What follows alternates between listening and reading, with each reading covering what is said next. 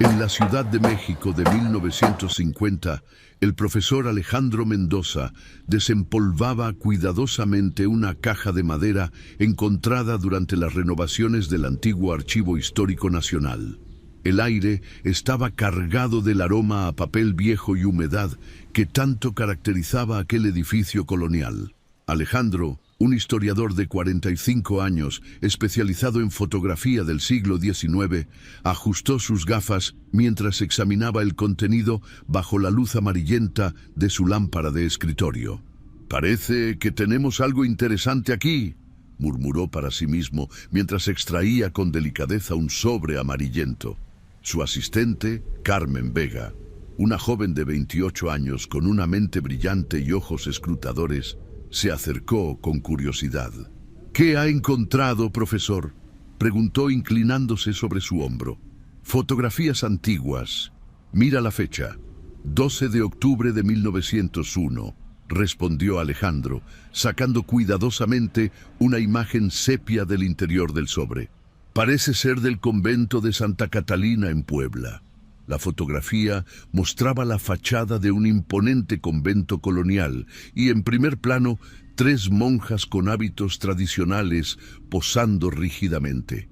Sus rostros apenas visibles bajo las tocas blancas parecían solemnes, casi severos. «Hay una nota al reverso», observó Carmen tomando la fotografía con manos enguantadas. «Hermanas del convento de Santa Catalina, día de la festividad de Nuestra Señora del Rosario», leyó en voz alta. «Y hay algo más escrito, pero está casi borrado. Algo sobre no mirar». El profesor frunció el ceño. «No mirar. Qué extraño. Según recuerdo, ese convento tiene una historia bastante oscura», comentó Carmen. «Se dice que fue clausurado repentinamente en 1902. Apenas unos meses después de que se tomara esta fotografía». Un ruido seco los sobresaltó a ambos. La puerta del archivo se había cerrado de golpe, probablemente por una corriente de aire. Afuera, el cielo de octubre se oscurecía rápidamente mientras las primeras gotas de lluvia golpeaban contra los ventanales. «Vamos a ampliar esta imagen», decidió Alejandro, dirigiéndose hacia el laboratorio fotográfico. «Quiero ver los detalles con mayor claridad». Ya en el laboratorio, Alejandro colocó la fotografía bajo el ampliador. La imagen se proyectó sobre el papel fotosensible, revelando gradualmente más detalles. Carmen contuvo el aliento cuando los rostros de las monjas comenzaron a hacerse más visibles. «Profesor», susurró con voz temblorosa, «hay algo extraño en sus rostros». Alejandro ajustó el enfoque y entonces lo vio. Los ojos de las 3 monjas no miraban hacia la cámara como había supuesto inicialmente. Miraban directamente hacia un punto específico fuera del marco, con expresiones que ahora resultaban claramente de terror absoluto.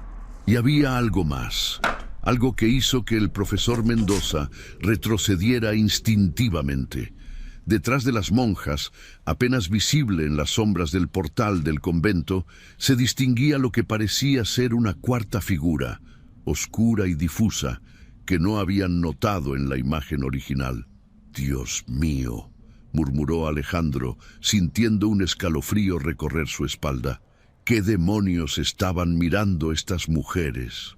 La mañana siguiente amaneció gris y lluviosa. Alejandro apenas había podido dormir, obsesionado con la imagen de aquellas monjas y la misteriosa figura en las sombras. Llegó temprano al archivo, donde ya lo esperaba Carmen, con un aspecto igualmente cansado. «He estado investigando sobre el convento de Santa Catalina», dijo la joven mientras servía café en 2 tazas desportilladas. «Encontré algo interesante en los registros eclesiásticos. El convento fue clausurado oficialmente por razones sanitarias, pero hay inconsistencias en los reportes. Los documentos están llenos de tachaduras y páginas faltantes». Alejandro sorbió su café, pensativo. «¿Crees que hubo algún tipo de encubrimiento?». «Es posible», asintió Carmen. «También encontré una referencia a un periodista que intentó investigar el caso en 1910. Aparentemente, desapareció mientras visitaba las ruinas del convento». El profesor frunció el ceño. Necesitamos hablar con alguien que sepa más sobre esto. ¿Qué hay de padre Gutiérrez? Él tiene acceso a los archivos diocesanos. El padre Gutiérrez, un anciano sacerdote de ojos acuosos y manos temblorosas, lo recibió en su despacho en la Catedral Metropolitana. A pesar de su aspecto frágil, su mente permanecía aguda. El convento de Santa Catalina, murmuró cuando Alejandro le mostró la fotografía. Hace años que no escuchaba hablar de ese lugar. Sus manos arrugadas temblaron visiblemente al sostener la imagen. ¿Conoce su historia, padre?, preguntó Carmen. El anciano sacerdote dejó la fotografía sobre su escritorio como si le quemara entre los dedos. Hay historias, rumores principalmente. La iglesia prefiere no hablar de ciertos incidentes. Necesitamos saber la verdad, insistió Alejandro. Estamos investigando para el Archivo Histórico Nacional. El padre Gutiérrez se levantó con dificultad y cerró la puerta de su despacho. Luego, de un cajón cerrado con llave, extrajo un delgado expediente amarillento. Esto nunca debió salir a la luz, dijo en voz baja. El convento no fue clausurado por razones sanitarias. Hubo una investigación interna después de que varias monjas reportaran visiones, apariciones. Lo que comenzó como fenómenos aislados se convirtió en algo más siniestro. ¿Qué tipo de apariciones?, preguntó Alejandro. Una figura oscura que acechaba en los pasillos por la noche. Algunas monjas afirmaron que entraba en sus celdas mientras dormían. Otras dijeron que las seguía durante sus oraciones. La Madre Superiora intentó mantener la calma, pero cuando 3 novicias fueron encontradas, el anciano se interrumpió, como si las palabras se negaran a salir de su boca. ¿Qué les pasó a las novicias, padre?, presionó Carmen. Fueron encontradas en la capilla, frente al altar, con expresiones de terror indescriptible en sus rostros. Estaban vivas, pero ya no estaban allí. Sus mentes se habían ido. Ninguna volvió a hablar o a responder a estímulo alguno. Murieron pocas semanas después, sin recuperar jamás la conciencia. Alejandro sintió un nudo en el estómago. ¿Y las 3 monjas de la fotografía? El padre Gutiérrez miró nuevamente la imagen y su rostro palideció. Dios mío, son ellas. La hermana Concepción, la hermana Mercedes y la Madre Superiora Teresa. Fueron las últimas en abandonar el convento después del incidente. ¿Qué incidente?, insistió Alejandro.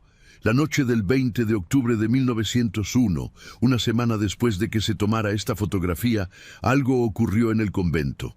Los detalles exactos fueron censurados, incluso en los archivos eclesiásticos. Lo único que sé es que al amanecer, la Madre Teresa ordenó la evacuación inmediata. El convento fue sellado y nunca más se permitió el ingreso. El padre Gutiérrez tomó la fotografía y la giró, señalando la escritura parcialmente borrada. Aquí dice, no mirar directamente a lo que acecha en las sombras, tradujo con voz temblorosa. Por el amor de Dios, les ruego que detengan esta investigación. Hay cosas que es mejor dejar en el olvido. Esa tarde, mientras regresaban al archivo bajo una persistente llovizna, Carmen y Alejandro permanecían sumidos en un inquietante silencio. Las palabras del padre Gutiérrez habían dejado una sensación de desasosiego difícil de ignorar.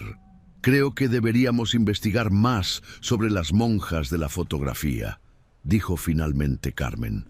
Si identificamos quiénes eran exactamente, quizás encontremos registros personales, cartas, diarios. Alejandro asintió distraídamente. Su mente seguía fija en aquella cuarta figura apenas visible en las sombras del portal. Algo en la forma en que se difuminaba con la oscuridad le resultaba profundamente perturbador. Al llegar al archivo, encontraron una sorpresa esperándolos. Un hombre mayor, de unos 70 años, estaba sentado en la sala de espera. Se presentó como Manuel Ríos, curador retirado del Museo Nacional de Antropología. He venido en cuanto me enteré que estaban investigando sobre el convento de Santa Catalina. explicó con evidente nerviosismo. Mi madre era sobrina de una de las monjas que vivieron allí. Alejandro y Carmen intercambiaron miradas de asombro. ¿De cuál de las monjas?, preguntó Carmen. De la hermana Mercedes Ríos, respondió el hombre. La del centro en su fotografía. El padre Gutiérrez me contactó esta mañana. Lo invitaron a pasar al despacho de Alejandro, donde Manuel extrajo de su maletín un pequeño diario de tapas de cuero. Este era el diario personal de mi madre. Nunca me permitió leerlo mientras vivía. Cuando falleció hace 5 años pasó a mis manos, pero confieso que no tuve el valor de abrirlo hasta hace poco. Lo que encontré dentro me heló la sangre. Manuel abrió el diario en una página marcada y comenzó a leer. 12 de noviembre de 1901. Anoche vino a visitarme la tía Mercedes. Está muy cambiada desde que salió del convento. Sus ojos parecen siempre asustados, como si estuviera viendo algo que los demás no podemos ver. Me ha contado cosas terribles sobre lo que pasó allí. Habla de una presencia que comenzó a manifestarse después de que encontraran algo durante unas renovaciones en la capilla. Dice que descubrieron una cripta oculta bajo el altar mayor, sellada con símbolos extraños que no pertenecían a ninguna tradición cristiana. La Madre Superiora ordenó abrir la cripta, pensando que podría contener reliquias u objetos de valor histórico.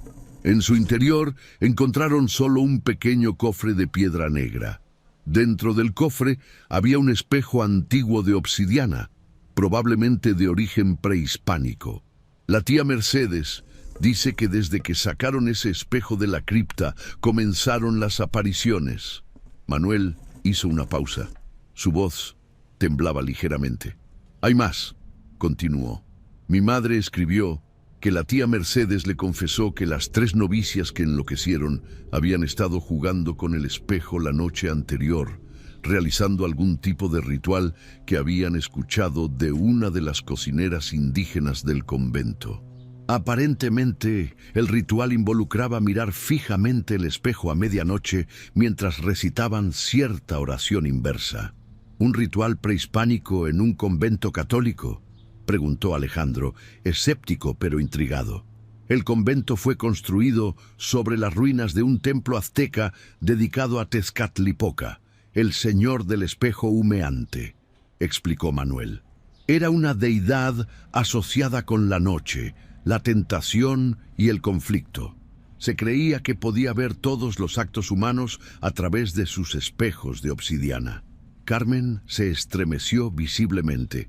¿Y qué pasó con el espejo? Manuel pasó algunas páginas más del diario.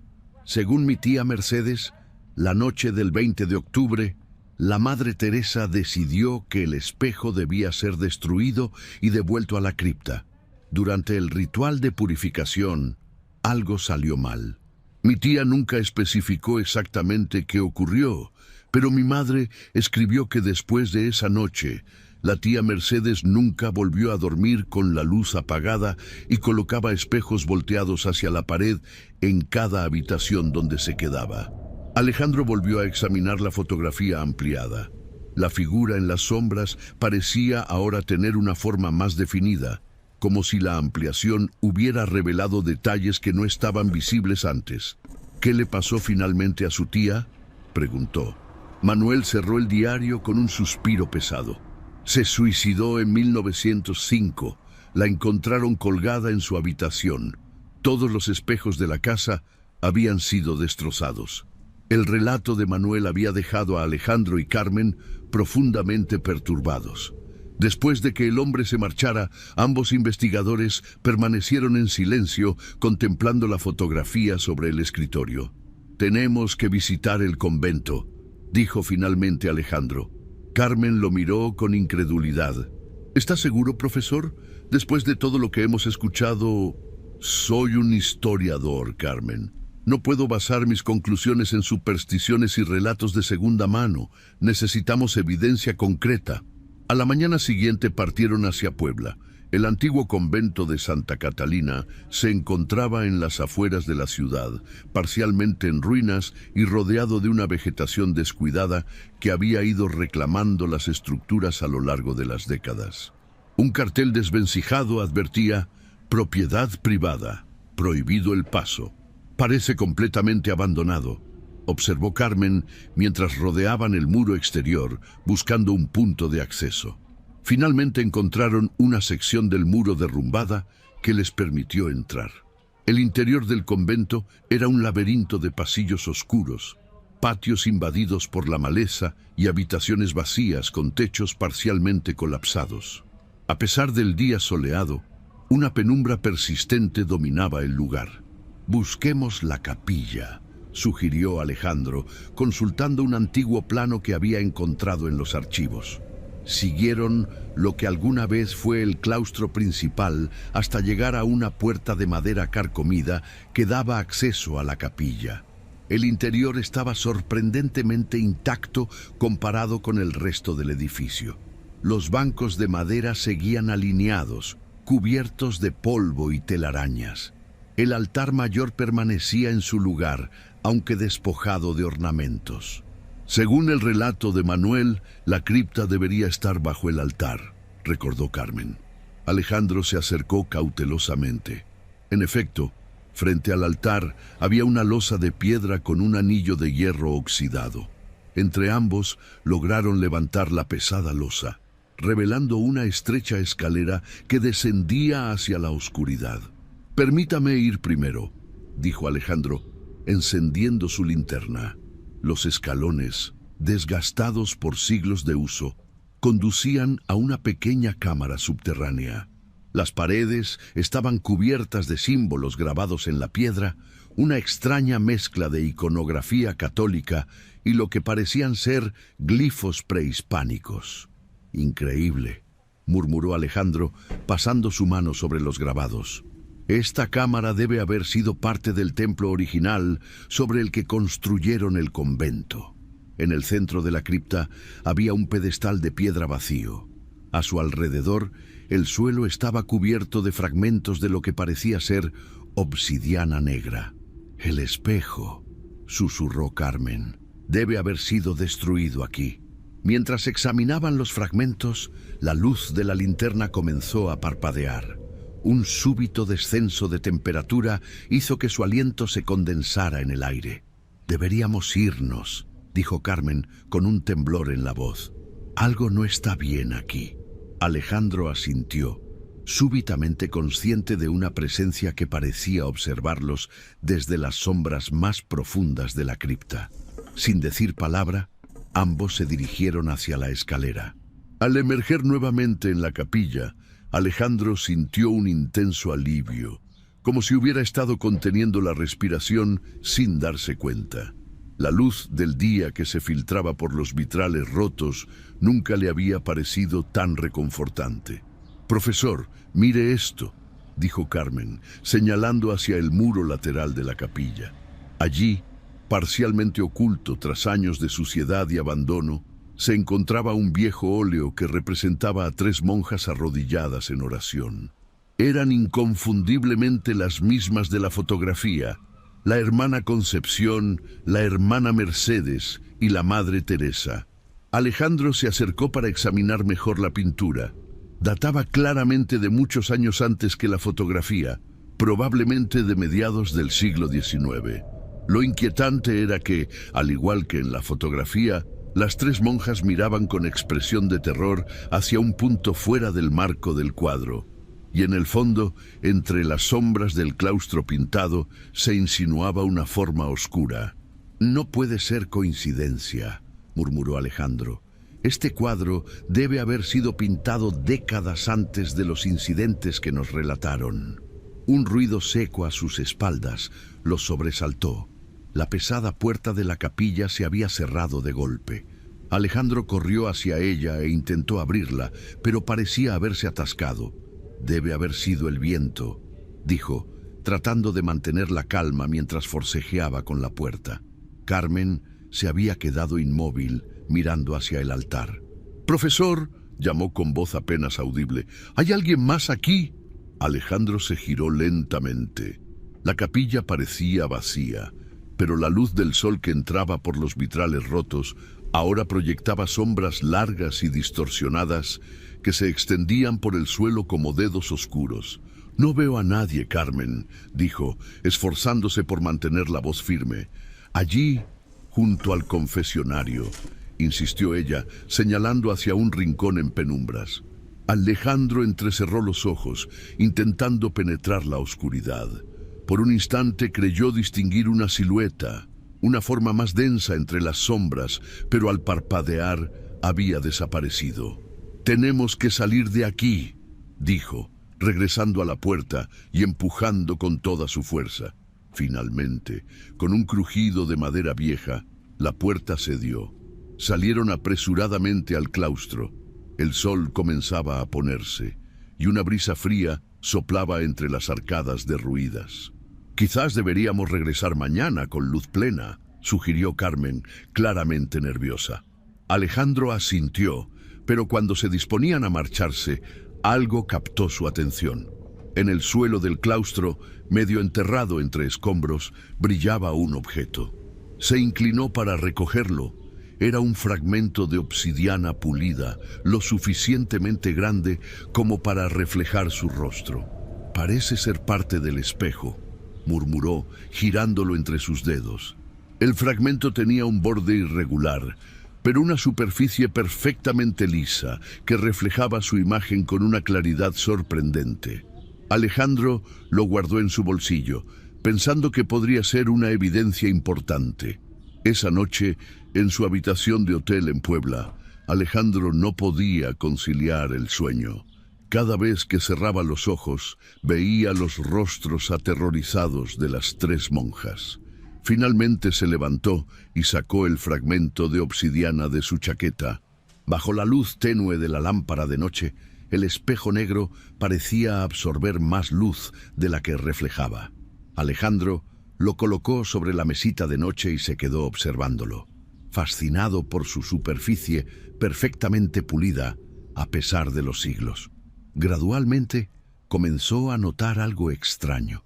Su reflejo en la obsidiana parecía ligeramente diferente, como si hubiera un microsegundo de retraso entre sus movimientos y los de su imagen. Se inclinó más cerca, intrigado. Fue entonces cuando lo vio. Detrás de su reflejo, apenas visible, había otra figura, una forma oscura y difusa que se movía independientemente de él. Alejandro se apartó bruscamente, tirando el fragmento al suelo. Por un instante creyó ver que la sombra en el espejo permanecía allí, incluso cuando él ya no estaba en el reflejo. Luego el fragmento rodó bajo la cama, fuera de su vista. Con el corazón latiendo desbocado, Alejandro salió al pasillo del hotel y llamó a la puerta de la habitación de Carmen. «Necesito que veas algo», le dijo cuando ella abrió, confundida y adormilada. Carmen lo siguió a su habitación, donde Alejandro, tras una breve vacilación, se agachó para recuperar el fragmento de obsidiana. «Míralo fijamente y dime qué ves», pidió, entregándole el espejo negro. Carmen sostuvo el fragmento bajo la luz, observando su reflejo. «Solo veo mi cara», respondió después de un momento. «¿Estás segura? ¿No hay nada más en el reflejo? ¿Ninguna sombra?» Carmen negó con la cabeza, devolviéndole el fragmento. «Profesor, creo que ambos estamos demasiado sugestionados por esta investigación. Quizás deberíamos...» Se interrumpió abruptamente, con la mirada fija en algo detrás de Alejandro. Su rostro había palidecido. «¿Qué ocurre?», preguntó él, girándose instintivamente, pero no había nada allí. Por un momento, creí ver a alguien de pie en la esquina de la habitación, murmuró Carmen. Una figura oscura, como la de la fotografía. Alejandro miró nuevamente el fragmento en su mano. La superficie de obsidiana ya no reflejaba su rostro, sino lo que parecía ser un pasillo oscuro, un corredor del convento que reconoció inmediatamente. «Dios mío», susurró, dejando caer el fragmento una vez más. Esta vez Cuando el espejo negro tocó el suelo, se escuchó un sonido como de cristal rompiéndose, aunque el fragmento permaneció intacto. Y en ese preciso instante, todas las luces del hotel se apagaron.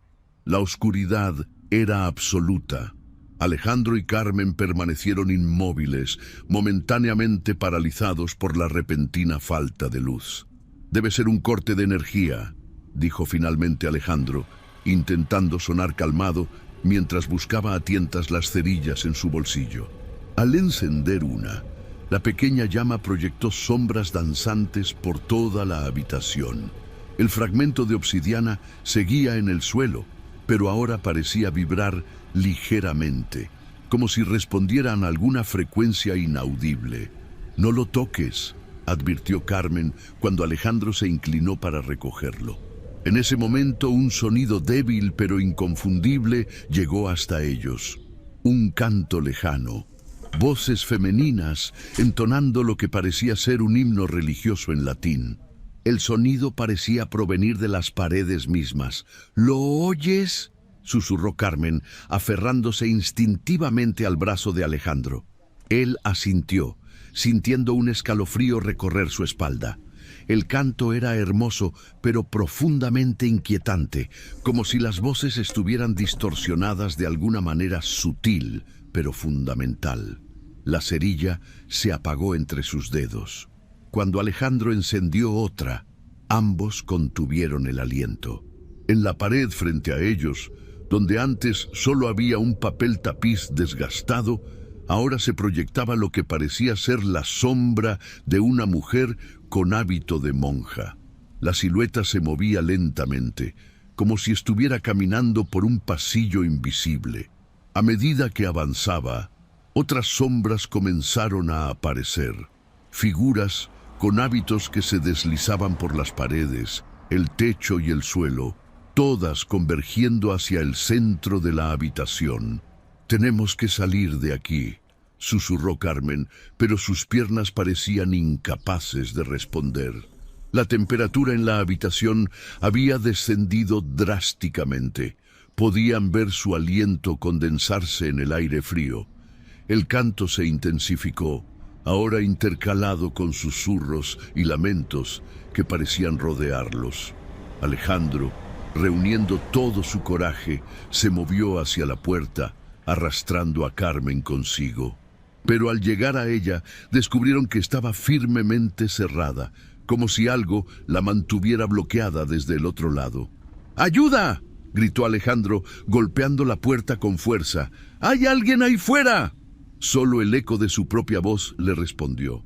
Las sombras en las paredes se habían multiplicado y ahora parecían moverse más erráticamente, como si estuvieran agitadas por su presencia o sus gritos.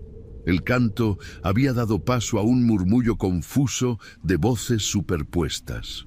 «El espejo», dijo súbitamente Carmen. «Todo comenzó cuando trajiste ese fragmento».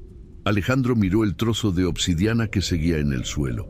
Brillaba con una luz propia, un fulgor negro que parecía imposible y, sin embargo, innegable. «Hay que devolverlo», acordó. «Tenemos que regresar al convento y ponerlo de vuelta en la cripta».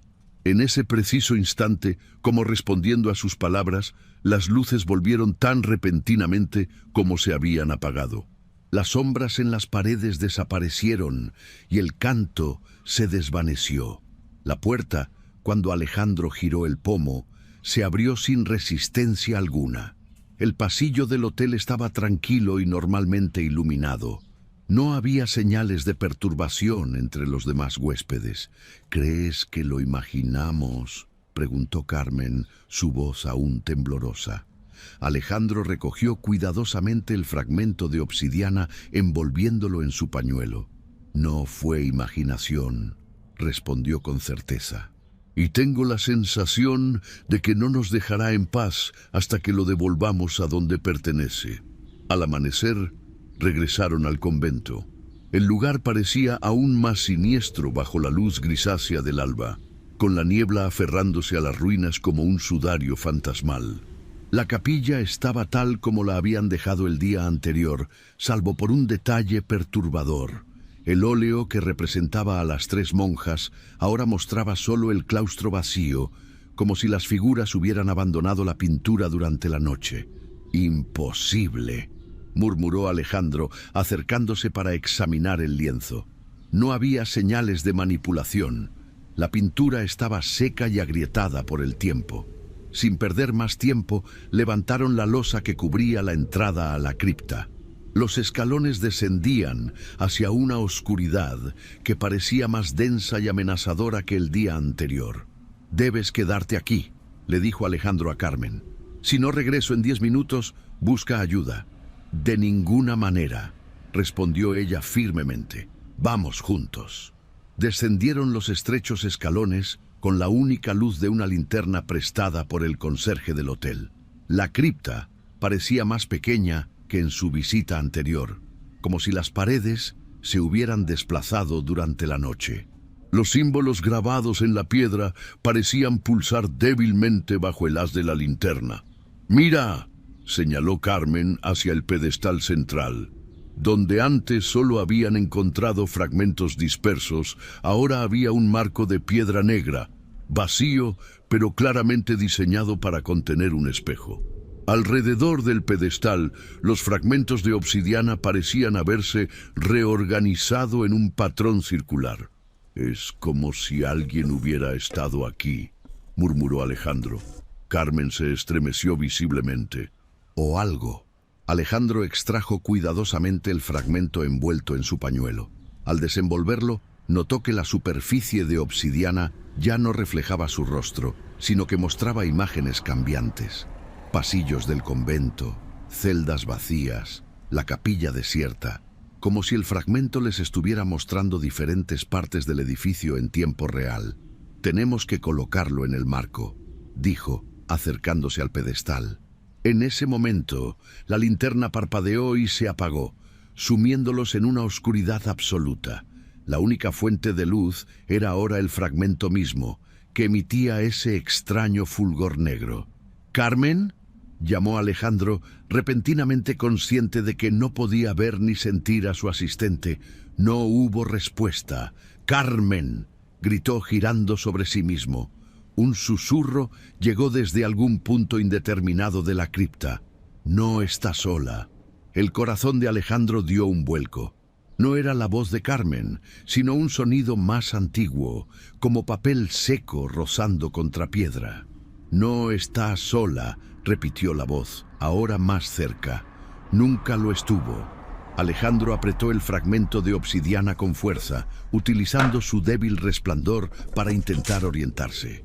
En la penumbra creyó distinguir una silueta femenina cerca de la escalera. «¿Carmen?», aventuró, aunque en su interior sabía que no era ella. La figura dio un paso adelante, entrando en el tenue halo de luz que emitía el fragmento. Era una mujer mayor, vestida con un hábito religioso antiguo. Su rostro, surcado por arrugas profundas, mostraba una expresión de gravedad solemne. «Soy la Madre Teresa», dijo con voz quebradiza, «o lo que queda de ella». Alejandro retrocedió instintivamente. «Es imposible. La Madre Teresa murió hace casi 50 años. La muerte no es una barrera para aquellos que han visto lo que yo he visto», respondió la aparición. «Has traído de vuelta un fragmento del espejo. Nunca debió salir de aquí». «¿Dónde está Carmen?», exigió Alejandro. «Tu amiga está donde yo estuve una vez», respondió la figura, señalando hacia el fragmento en su mano. «Dentro del espejo, como todas nosotras». A medida que sus ojos se adaptaban a la oscuridad, Alejandro comenzó a distinguir más figuras en la cripta. Mujeres con hábitos religiosos, algunas jóvenes, otras mayores, todas con la misma expresión de horror resignado que había visto en la fotografía. «¿Qué es esta cosa?», preguntó, levantando el fragmento. «Un portal», respondió la Madre Teresa. «Los aztecas lo llamaban el ojo de Tezcatlipoca. Lo enterraron aquí porque no podían destruirlo. Nosotras lo encontramos, sin saber lo que era. Lo usamos para ver más allá. ¿Más allá de qué? Del velo entre los mundos. Creímos que nos mostraría el rostro de Dios, La anciana monja sonrió con amargura. Pero lo que vimos fue otra cosa. Algo que ha estado observándonos desde siempre, esperando pacientemente a que miráramos de vuelta. Un escalofrío recorrió la espina dorsal de Alejandro. La figura en las sombras de la fotografía. La Madre Teresa asintió lentamente. Lo invocamos sin saberlo. Ahora está aquí, entre nosotros. No tiene nombre en ninguna lengua humana. Algunos lo llaman el que acecha en las sombras, otros el observador. Una vez que te ve, nunca deja de mirarte. ¿Y Carmen? ¿Cómo puedo salvarla? Coloca el fragmento en el marco, indicó la aparición. Es la única forma de completar el sello. Pero debes saber que tiene un precio. Siempre exige un precio. Con manos temblorosas, Alejandro se acercó al pedestal. El marco de piedra negra parecía palpitar ligeramente, como si estuviera vivo. ¿Cuál es el precio?, preguntó, aunque temía la respuesta. Un alma por un alma, respondió la Madre Teresa. Alguien debe quedarse para que otro pueda salir. Alejandro cerró los ojos, comprendiendo finalmente lo que debía hacer. Con un movimiento decidido, colocó el fragmento de obsidiana en el espacio vacío del marco. Al instante, una luz cegadora emanó del ahora completo espejo de obsidiana, iluminando la cripta con un resplandor sobrenatural. Las figuras de las monjas comenzaron a desvanecerse como niebla bajo el sol. «Has tomado la decisión correcta», susurró la voz de la Madre Teresa, ya casi imperceptible. «Cuida de ella». Cuando la luz se disipó, Alejandro se encontró solo en la cripta. El espejo de obsidiana, ahora completo en su marco, mostraba únicamente su propio reflejo, pálido y asustado. Un sonido de pasos en la escalera lo sobresaltó. Era Carmen, desorientada pero aparentemente ilesa. «Profesor, ¿qué ha pasado? Recuerdo que entramos en la cripta y luego...» «Nada». Alejandro la miró fijamente, buscando en sus ojos algún signo de que algo hubiera cambiado en ella, pero solo vio confusión y miedo. «Nos desmayamos», mintió. «Debe haber sido por la falta de oxígeno aquí abajo». Carmen pareció aceptar la explicación, aunque con cierto recelo. «¿Y el fragmento? ¿Lo devolvimos?» Alejandro señaló hacia el pedestal. El espejo de obsidiana había desaparecido, dejando solo un marco de piedra vacío cubierto de polvo, como si hubiera estado así durante décadas. «Parece que nunca hubo nada aquí», murmuró Carmen. Mientras subían las escaleras para salir de la cripta, Alejandro sintió un peso extraño en su bolsillo. Al introducir su mano, encontró una pequeña fotografía antigua que no recordaba haber llevado consigo. La sacó disimuladamente para examinarla. Era una imagen del convento de Santa Catalina, idéntica a la que habían encontrado en el archivo, pero con una diferencia crucial. Ahora había 4 monjas en la imagen, no 3. Y la cuarta figura, medio oculta en las sombras del portal, tenía un rostro que Alejandro reconoció inmediatamente como el suyo propio. El viaje de regreso a la Ciudad de México transcurrió en un silencio incómodo. Carmen dormitaba en el asiento del autobús, mientras Alejandro permanecía despierto, observando el paisaje árido que desfilaba tras la ventanilla sin realmente verlo. La fotografía pesaba en su bolsillo como una piedra. Ocasionalmente, creía ver figuras entre las sombras del autobús o rostros reflejados en el cristal de la ventana que desaparecían cuando intentaba enfocarlos. «Solo cansancio», se decía a sí mismo, aunque en su interior sabía que no era así. Al llegar al Archivo Histórico Nacional, encontraron al director esperándolos con expresión preocupada. «Gracias a Dios que han regresado», exclamó al verlos. «Estaba a punto de enviar a alguien a buscarlos. Han estado desaparecidos durante 3 días». Alejandro y Carmen intercambiaron miradas de perplejidad. Según sus cálculos, solo habían estado fuera 2 noches. «Debe haber un error», comenzó Carmen, pero el director la interrumpió, mostrándoles un periódico donde se leía claramente la fecha, 15 de octubre de 1950. 3 días después de su partida. No importa, dijo Alejandro, súbitamente exhausto. Hemos completado nuestra investigación.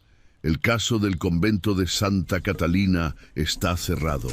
Esa noche, solo en su apartamento, Alejandro extrajo finalmente la fotografía de su bolsillo. La contempló largamente bajo la luz de su lámpara. Su propio rostro, atrapado en la imagen sepia de 1901, le devolvía una mirada de resignación infinita. «El precio», murmuró. Un sonido a sus espaldas le hizo girar bruscamente. No había nadie allí, solo su sombra proyectada contra la pared. Pero por un instante había creído ver que la sombra se movía independientemente de él, como si tuviera voluntad propia. En los días siguientes, Alejandro intentó retomar su vida normal. Volvió a sus clases en la universidad, a sus investigaciones rutinarias, pero algo fundamental había cambiado. Sentía constantemente una presencia a sus espaldas, un peso invisible sobre sus hombros. Y cada vez que pasaba frente a un espejo o una superficie reflectante, dudaba antes de mirar, temiendo lo que pudiera ver. Carmen parecía no recordar gran parte de lo ocurrido en el convento. Cuando Alejandro intentaba hablar del tema, ella cambiaba la conversación o lo miraba con expresión confusa. «Es extraño», le dijo una tarde mientras catalogaban fotografías antiguas. «Pero no recuerdo haber visto realmente el interior de la cripta.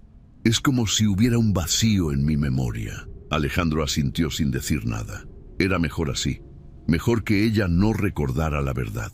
Una semana después del regreso, el profesor recibió una visita inesperada. Manuel Ríos, el sobrino de la hermana Mercedes, apareció en su despacho con expresión grave. «He tenido un sueño», dijo sin preámbulos. «Mi tía Mercedes vino a hablarme. Me dijo que había regresado, que ahora estaba en usted». Alejandro sintió un nudo en la garganta. «No sé de qué habla, señor Ríos». Manuel lo miró fijamente, con ojos que parecían ver más allá de su fachada. «El observador», dijo simplemente. «Ahora lo sigue a usted, ¿no es así? Lo siente en las sombras, en los espejos». Alejandro no respondió, pero su silencio fue suficiente confirmación. «Mi tía me contó que existe una forma de liberarse», continuó Manuel en voz baja. «Un ritual antiguo que los aztecas usaban para cerrar definitivamente el portal. Pero requiere sacrificio». «Ya he sacrificado suficiente», respondió Alejandro con amargura. Manuel negó lentamente con la cabeza. «No me refiero a ese tipo de sacrificio. El ritual requiere la destrucción de todas las imágenes del convento. Cada fotografía, cada pintura, cada reflejo donde pueda esconderse».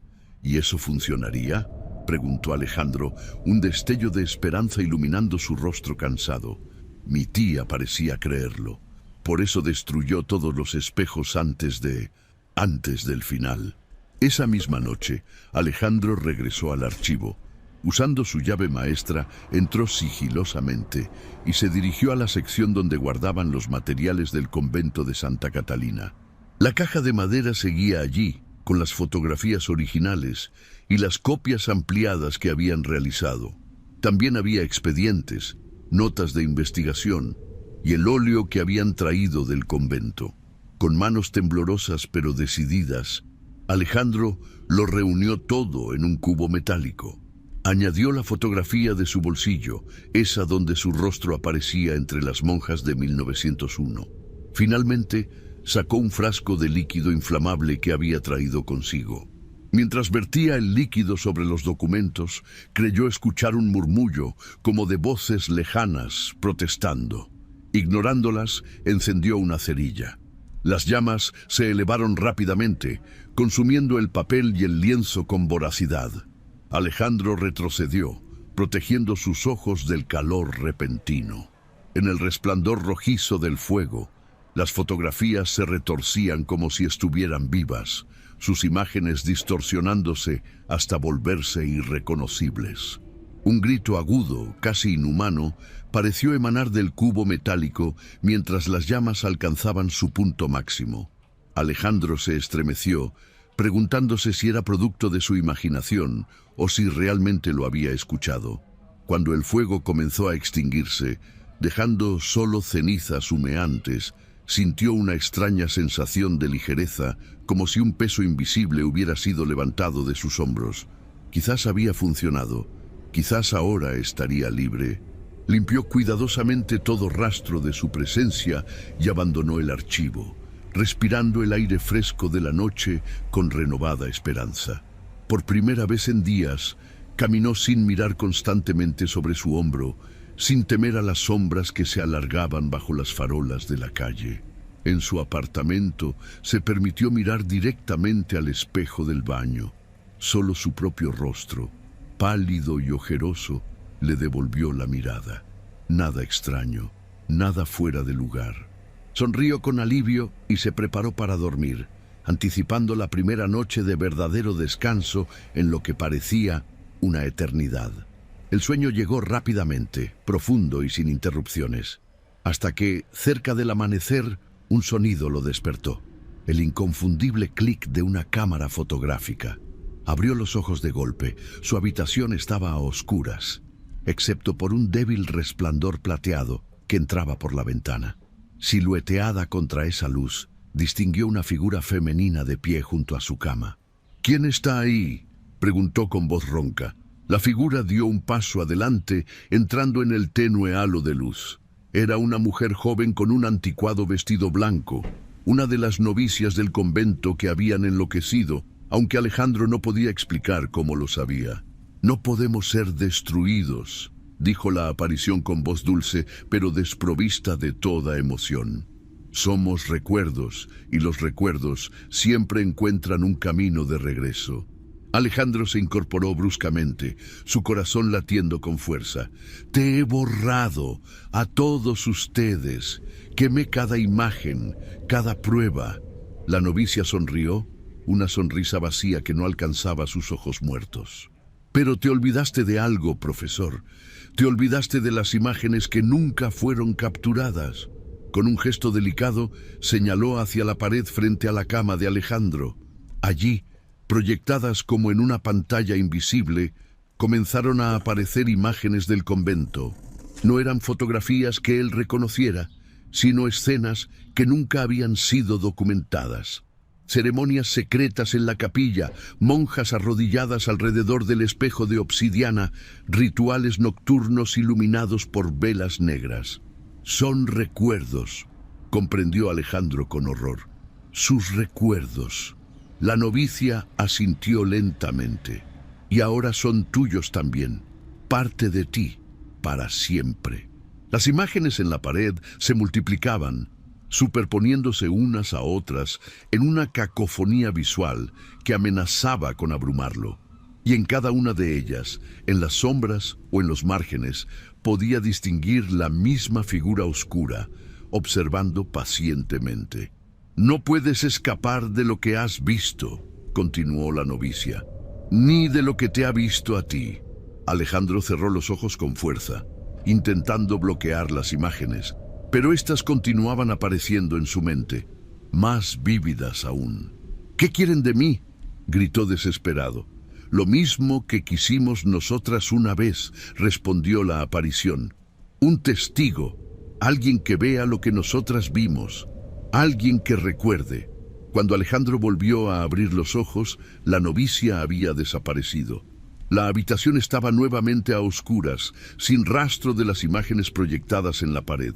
Pero sabía que seguían allí, grabadas en su memoria como con hierro candente. Al amanecer, extenuado y tembloroso, Alejandro tomó una decisión. Había una última opción, una que no había considerado hasta ahora. Si no podía destruir las imágenes, quizás podría pasarlas a otro, como le habían pasado a él. Tomó un trozo de papel y comenzó a escribir frenéticamente, documentando todo lo que había ocurrido desde el descubrimiento de la fotografía original. Cada detalle, cada revelación, cada horror. Mientras escribía, sentía cómo el peso sobre sus hombros disminuía gradualmente, como si estuviera transfiriendo su carga a las palabras en el papel. Al terminar, tituló el manuscrito La fotografía del convento de Santa Catalina y lo colocó en un sobre junto con una nota dirigida al editor de una pequeña revista de historias sobrenaturales. Alguien lo leería, alguien vería lo que él había visto, y quizás entonces, finalmente, sería libre. Ciudad de México, actualidad. Elena Vázquez, joven investigadora del Departamento de Historia de la UNAM, ajustó sus gafas mientras examinaba la caja de archivos recientemente descubierta durante la digitalización del antiguo Archivo Histórico Nacional. La etiqueta, descolorida por el tiempo, apenas permitía leer: Caso Convento Santa Catalina, 1950, confidencial. Su colega, Ricardo Morales, observaba con interés desde el otro lado de la mesa. «¿Qué crees que contenga?», preguntó, inclinándose para ver mejor. «No lo sé», respondió Elena, abriendo cuidadosamente la caja. Según el registro, estos documentos fueron sellados por orden del director del archivo en noviembre de 1950 y nunca fueron catalogados oficialmente. En el interior encontraron varios expedientes amarillentos, notas de investigación y un manuscrito titulado La fotografía del convento de Santa Catalina, firmado por un tal Alejandro Mendoza. «Mira esto», dijo Ricardo, extrayendo un sobre más pequeño marcado como «Evidencia no abrir». «¿Deberíamos?». Elena dudó por un momento, pero la curiosidad académica pudo más. «Estamos autorizados para revisar todo el material», razonó, abriendo cuidadosamente el sobre. En su interior había fragmentos de lo que parecía ser una fotografía parcialmente quemada. Al juntarlos sobre la mesa, pudieron distinguir la imagen fragmentada de lo que parecía ser un convento antiguo y, en primer plano, 3 figuras con hábitos religiosos. «Monjas», observó Ricardo, «y mira la fecha al reverso, 1901. Elena frunció el ceño, observando más detenidamente uno de los fragmentos. Hay algo extraño en sus expresiones. Parecen aterrorizadas. Mientras examinaban los documentos, Elena comenzó a leer en voz alta el manuscrito de Alejandro Mendoza. La historia de su descubrimiento de la fotografía, la investigación sobre el convento de Santa Catalina, el espejo de obsidiana y las consecuencias sobrenaturales que había enfrentado. «Es fascinante», comentó al terminar, «aunque obviamente ficticio. Un excelente ejemplo de la literatura de horror gótico mexicano de mediados de siglo». «No estoy tan seguro», respondió Ricardo, que había estado revisando los expedientes oficiales. «Hay registros aquí que corroboran partes de la historia.